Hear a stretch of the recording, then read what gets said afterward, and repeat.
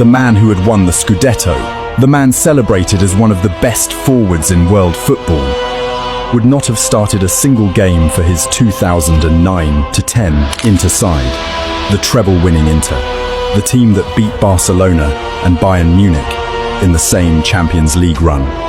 Mourinho's masterpiece. Lautaro wouldn't have started, not even one game. Italian football lost its mind. The media response was immediate and furious. Headlines screamed arrogance. Pundits called him delusional. Inter fans were personally offended. Social media became a war zone. But here's what's fascinating. Almost nobody actually engaged with the argument. They attacked the man. They questioned his motives. They said he was bitter about being fired. They said he was promoting himself. They did everything except answer the simplest possible question. Was he right? Because if you actually sit down and compare the squads, not with nostalgia goggles, but with cold, honest analysis, the 2009-10 Inter side featured Diego Milito, Samuel Eto'o, and Wesley Sneijder in a front line that terrorized the best defenses in Europe. Behind them sat players like Javier Zanetti, Esteban Cambiasso, and Lucio, a spine built for war, with a mentality to match. Lautaro Martinez is a very good striker. Excellent, even, in the context of modern Serie A. But that Inter squad was operating on a different plane of existence. Mourinho wasn't being disrespectful. He was being accurate. And the gap between very good in 2025 Serie A and world-class in 2010 Serie A is exactly the gap he was trying to make people see. And it's not just about one player. Look across the entire league. In the 1990s, Serie A had Maldini, Baresi, Nesta, Costacurta, Cannavaro just among the defenders. Today, name 5 Serie A defenders who would walk into a Premier League title-winning side. Take your time. The silence is the point. The league that once attracted the best players from every continent now watches its own best talents leave for England the moment a serious offer arrives. And the players who stay, the ones who dominate domestically, often look like completely different footballers when they step into the Champions League knockout rounds. That's not a coincidence. That's a competitive environment that no longer prepares players for the highest level. Mourinho understood this because he'd managed at the highest level everywhere else. He had the comparison points. He knew what world-class looked like because he'd built it, coached it, and beaten it. When he said Serie A had no top players, he wasn't being provocative for the sake of it. He was making a clinical observation from a position of unmatched experience. Nobody wanted to see it. The problem with ignoring a warning is that reality doesn't care whether you listened or not. It just keeps coming. Italy failed to qualify for the 2018 World Cup in Russia. The shock was enormous. It was the first time in 60 years the Azzurri had missed a World Cup. The entire nation went into mourning. Gianluigi Buffon cried on the pitch in Milan after the playoff loss to Sweden. It was supposed to be his final tournament. Instead, it was his final heartbreak. The response? Reform, promises, a new direction. Roberto Mancini was brought in, young players were promoted, and in 2021, it seemed to work. Italy won Euro 2020 with a brand of football that felt genuinely exciting, pressing high, playing through midfield, scoring beautiful goals. Wembley, penalties, glory. But here's the cruel twist. That Euro's triumph masked the deeper problems rather than solving them. Because just over a year later, Italy failed to qualify for the 2022 World Cup in Qatar, beaten by North Macedonia in a playoff. North Macedonia, a country with a population smaller than some Italian cities, at home. The Euro 2020 win wasn't a sign of recovery. It was a sugar rush, a brief, brilliant spike that made everyone believe the patient was healthy when, underneath, the disease was spreading. And now it's happened again. A third consecutive World Cup missed. At some point, the pattern becomes the diagnosis. Fabio Capello, a man who won league titles with Milan, Roma and Juventus, who managed Real Madrid and the England national team, has publicly stated that Serie A teams cannot cope with the high-intensity pressing that defines modern European football.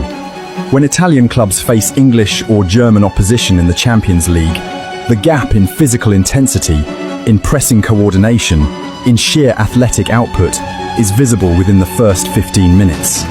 And it's getting wider, not narrower. The talent pipeline that once produced world-class players every generation has slowed to a trickle. Where are the next Maldini, the next Pirlo, the next Totti? They don't exist. Not because Italian youth are less talented, but because the development infrastructure, the coaching pathways, and the financial investment in academies have all fallen behind. England invested over £1 billion into youth development after their own embarrassing tournament exits. Germany rebuilt its entire academy system after the humiliation of Euro 2000. France had already been ahead for decades with Clairefontaine. Spain restructured around La Masia's principles. Every major footballing nation looked in the mirror, didn't like what they saw, and spent the money to fix it. Italy looked in the mirror, told itself it was still beautiful, and went back to bed. The numbers tell the story with brutal clarity. In the 2023-24 Champions League, no Italian club reached the semi-finals. The gap between Serie A and the Premier League, in terms of revenue, isn't just a gap anymore, it's a canyon. English clubs can pay 3, 4, 5 times what Italian clubs offer in wages.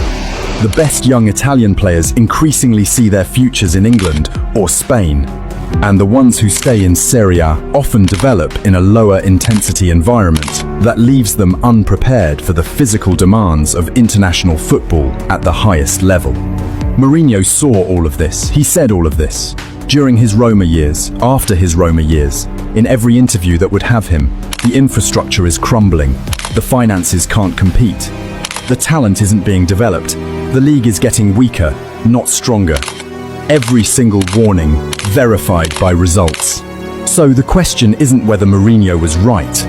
The evidence has settled that debate. The real question, the one that should keep Italian football administrators awake at night, is why nobody listened. And the answer is painfully simple.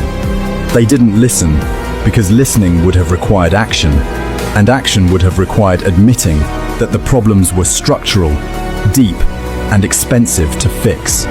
It's far easier to blame one loud Portuguese manager than to rebuild an entire football ecosystem. There's also the Mourinho factor itself. He's an easy man to dismiss. He's theatrical. He's self-promoting. He weaponizes controversy. He has an ego the size of the San Siro. All of these things are true. And Italian football used every single one of them as an excuse not to engage with the substance of what he was saying. It's a pattern you see everywhere, not just in football.